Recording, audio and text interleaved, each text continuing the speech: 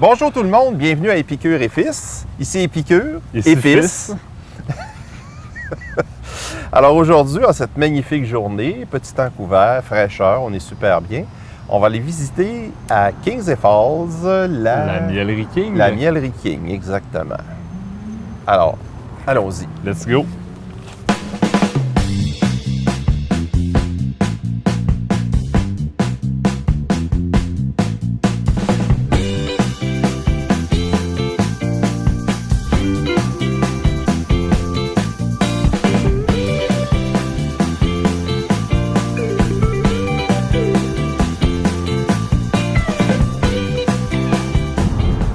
C'est-tu de l'hydromel qu'ils font avec le miel? Oui, Font-tu l'hydromel? sûrement. Qui chauffe en revenant?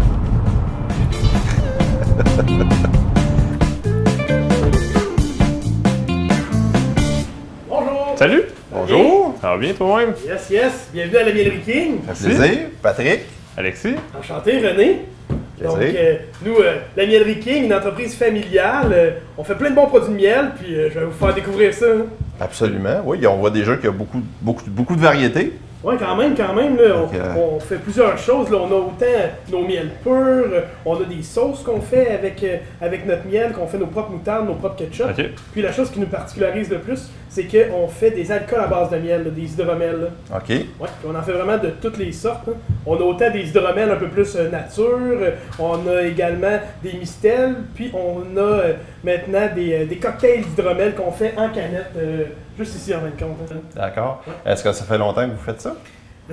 Pour le plaisir, moi j'ai des ruches depuis 2012 environ, ouais, 2012. Ok. J'ai commencé comme tout apiculteur au début avec une ruche, puis on fait des tests et tout ça, après ça 2 ruches, puis là finalement ça grossit, on va 4 ruches, 8 ruches, puis c'est un peu exponentiel. Là. Fait que finalement, Ça s'est à un moment emballé. donné, on s'est. Ouais, exact, ça s'est vraiment emballé, puis là maintenant on était rendu avec 100 ruches. Puis, tu sais, on avait un peu du miel qui nous sortait par les oreilles, parce qu'au début, tu sais, on en donne un peu, on en donne à des amis, à de la famille, puis à un moment donné, tu sais, même si je connais bien du monde, il me manquait un peu des amis. Fait que là, on s'est dit, il faut faire quelque chose. Fait que là, on s'est dit les premières fois, on va faire des petits marchés publics, tu sais, il y avait les balades gourmandes, il y avait un marché à l'église à Chesterville, Ouais, puis là, on ouais. s'est dit, ben, essayons-le à l'église là-bas, tu sais, fait que commence le marché, finalement, ça a été vraiment populaire. On a tout vendu qu'est-ce qu'on avait. Puis on s'est dit, mais on pourrait faire ça aussi avec. On peut faire des sauces avec nos produits. On s'est mis à faire des sauces, on s'est mis à faire des baklava. Puis là, tu sais, on the side en plus, mais on brassait de la bière maison avec des grains. Puis on s'est dit, mais à la place de prendre des grains, on pourrait prendre du miel. Tu sais, il y a plein de monde qui en font, tu sais. Ben On ouais. va l'essayer. Fait que là, finalement, on s'est mis à le faire un peu à notre sauce, tu sais, vraiment faire en sorte de se l'approprier, puis de faire différemment des hydromels qu'on voit normalement sur le marché, qui sont un peu médiévales, puis qu'il faut boire dans un crâne de viking. Là. Fait que là, on s'est dit, on veut l'apporter ailleurs, tu sais, puis vraiment se réinventer. Fait qu'on s'est mis à faire, c'est ça, des mistels, des cocktails d'hydromel un peu funky, tu sais, avec des jus de fruits, faire des cocktails artisanaux que sur le marché, ils n'existaient pas. Tu sais, on a tu sais, les pommes B, les patentes de même, qui sont vraiment industrialisées. Ouais, c'est tout du sucre. artificiel. Ouais, exact, tu goûtes ça, puis tu sais, ça goûte le malt, là, pour pas dire d'autre chose. Fait que, tu sais, là, il n'y avait rien qui faisait en sorte qui mettait en valeur des produits locaux, puis qui faisait en sorte que c'était artisanal, puis qu'on se l'appropriait vraiment. Fait que là, c'est là qu'on a décidé de faire nos cocktails d'hydromel, les canettes que vous voyez, en fin de compte, là, vraiment, on a développé pour l'instant 4 saveurs. On a melon d'eau, fraise cerise pomelo. Après ça, on a canneberge orange fait avec des canneberges du coin en plus là, de Saint-Louis de Blanford. Là. Puis on a également ananas noix de coco. Ça, malheureusement, c'est pas des ananas locales. Là, Non. c'est un peu dur Ils sont plus durs à trouver. Exact. Un jour, on se fera une petite serre au Lipini puis on se fera pousser ça. Mais on n'est pas encore rendu là, un projet à la fois. Fait. Vous faites vraiment beaucoup de choses. Vous faites des sauces piquantes aussi? Ouais. À vrai dire, c'est toutes des sauces pour faire mariner les viandes, pour manger aussi comme condiment. Vraiment, on a miel moutarde, miel et ail, barbecue coréen, barbecue pour les ribs. Qui est-ce qui est impliqué dans cette entreprise-là? Mais pour l'instant, c'est vraiment une entreprise familiale. Là. Donc, au début, quand on l'a démarré, c'était il y a moi, ma mère, mon père, mon frère. J'avais un de mes amis, mon beau-frère, et qui ont embarqué avec nous. Fait que vraiment, on a toutes parti cette entreprise-là ensemble. Puis on est vraiment plus 4 personnes à temps plein. Tu sais, au début, c'est moi et ma mère qui est tombée à temps plein dans l'entreprise. Et qu'on a décidé vraiment de l'apporter à un autre niveau puis de louer le local ici. Puis après ça, mon frère aussi, lui, a quitté son emploi qu'il avait pour venir se rejoindre à nous. Puis après ça, même mon père a décidé de prendre une année sabbatique au début pour venir tenter l'expérience avec nous. Puis il a tellement aimé ça, puis il a tellement aimé qu'il a décidé, il y a une semaine environ, de prendre sa retraite officiellement, puis de se joindre à l'aventure à temps plein avec nous aussi. Hein. On est bien contents. Ouais, c'est ça. Yes!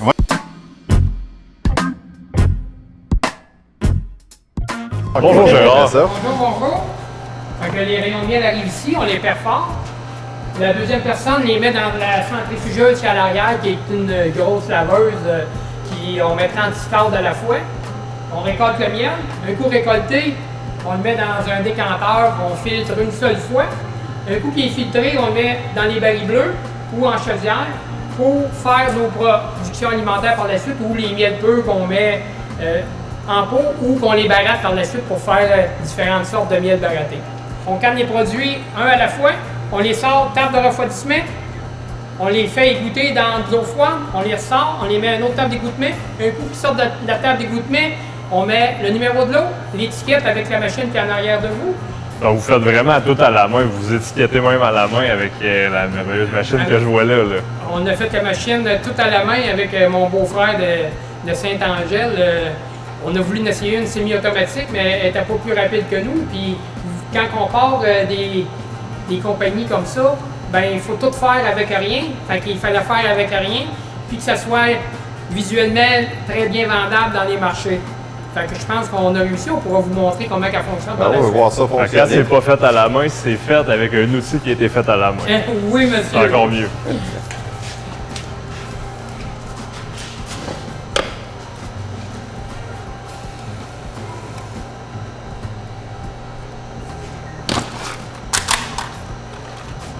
Parfaitement aligné. Ça, c'est un miel baratté zeste d'orange. C'est un peu comme dans le chocolat à l'orange. C'est pas des essences chimiques, c'est toutes des zestes naturels. Ah, moi, je vais essayer ça. Bien sûr. Écoute, j'ai maîtrisé la technique. Là. Moi, j'ai fait un plus. Tu l'as pas encore maîtrisé, c'est ce qu'on va voir. J'ai fait un plus beau baguette que toi, c'est sûr que je fais un plus beau pot que toi. Fait que là, on avait comme ça. Tu la tiens, Il faut la tirer. parce qu'elle va coller n'importe comment. Je le Tu mets la là ou là? déposes, oui, vas-y. Là? On l'accorde. Et puis là, on tourne. Tu Dans la- quel sens?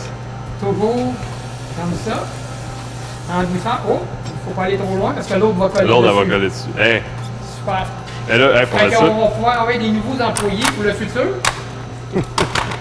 Vas-y, à toi de faire mieux. Ah ouais? Je pense que les pots sont... Continue là, le prochain. Cette rangée-là au bout. Lui, ouais. Oui, comme ça. Un petit coup.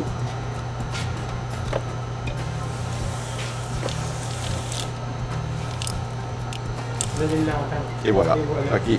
Oh! Ah ouais. Ah ben! Mais Ah c'est ouais. vendeur pareil. Bon. Sais-tu pourquoi? C'est normal. C'est parce que ton pot a bougé. Ouais, c'est ça. Il fallait que tu tiennes un peu ton pot. Ouais. C'est de la technique. La prochaine fois. Je vous invite à me suivre. Je vais vous présenter le maître hydromélier. Donc, c'est Frédéric. Bonjour. Bonjour. Donc, c'est ça. C'est ici que ça se passe, toute la magie de l'hydromel, justement. On fait nos mélanges dans cette cuve-là qu'on a surnommée Méo. Donc, c'est là-dedans qu'on met notre amour. On met vraiment notre miel. On mélange avec notre eau, des levures, quand on les transfère là-dedans. Donc, on prend la densité, puis on fait un liquide sucré, justement, pour la base. Pour les gens qui ne connaissent pas la fermentation, la base, c'est vraiment, ça prend un sucre, puis nous, c'est le miel.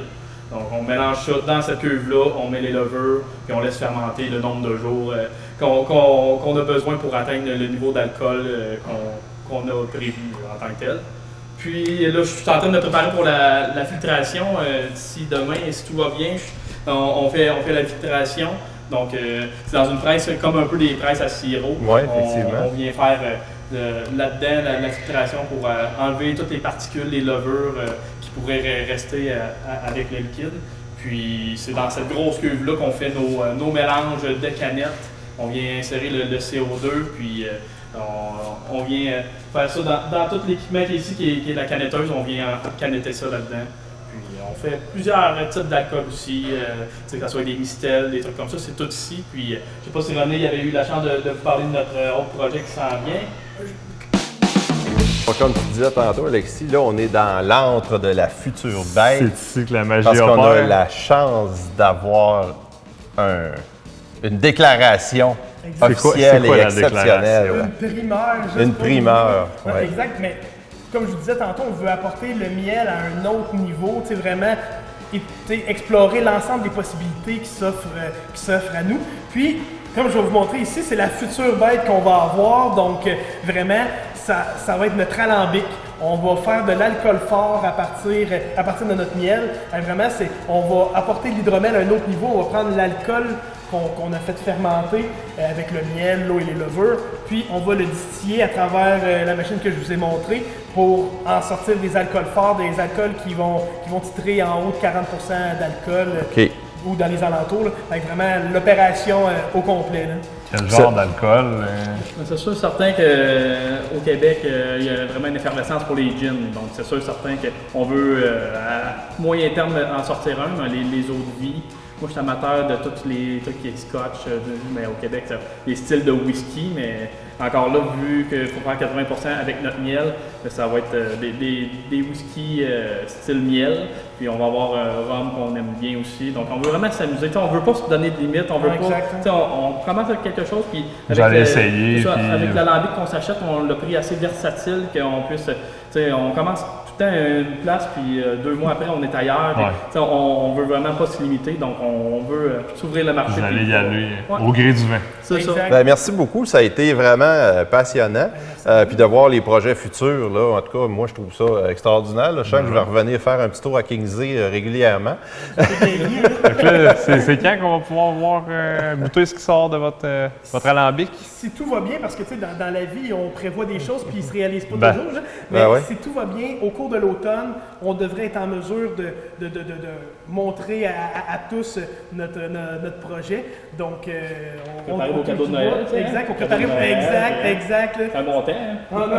Exact. Là, ça va être tout à propos. Puis même, c'est ça, les cadeaux d'hôtes, vraiment, pour toutes les occasions. Ça va être, on va être là pour vous accompagner. Non, mais on a hâte. Il y a un seul mot, on a hâte. Donc, merci beaucoup à tous les auditeurs. Et la semaine prochaine, on se revoit à la ferme... les petits fruits d'Evelyne. On va aller voir les petits fruits d'Evelyne. C'est où ça, les petits fruits d'Evelyne? C'est où les petits fruits d'Evelyne? À Princeville. Donc, à la semaine prochaine. Merci beaucoup. Merci.